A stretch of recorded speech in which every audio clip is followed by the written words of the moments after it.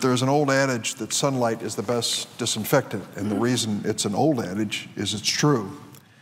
That's why I introduced the Financial Disclosure to Reduce Tax Haven Abuse Act of 2012. I introduced this months ago. It would require candidates for federal office and certain federal employees to disclose any financial interest they or their spouses have in an offshore tax haven. Today it seems that we have a tax system with two sets of rules, one for those who are very wealthy and one for the rest of the people in America. The wealthiest Americans are able to take advantage of certain breaks, loopholes to pay lower tax rates than working families.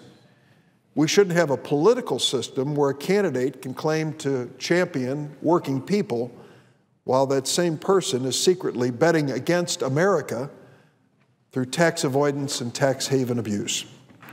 Now, without this bill, the American people will not know whether a candidate has taken advantage of foreign tax havens to avoid paying his or her fair share.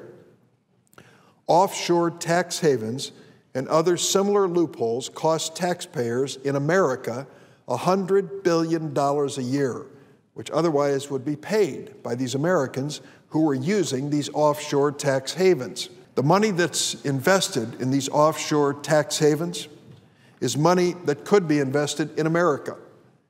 It could be invested in America's schools, America's roads, America's medical research, America's jobs, and it could be paying down America's deficit.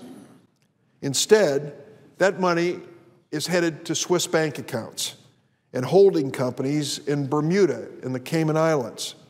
Nothing in my bill impinges on any individual's right to hold financial interests anywhere in the world. If there's a legitimate reason for a candidate or a member of Congress or any other individual who files a financial disclosure to hold their money, let's say, in an account in the Cayman Islands, they shouldn't have any problem explaining that to the voters. But any individual who has or wants to have the public trust should be honest about the practices they've engaged in that in fact cost American taxpayers, whom they wish to represent, literally billions of dollars every single year. This is an important step that we must take to restore the public trust.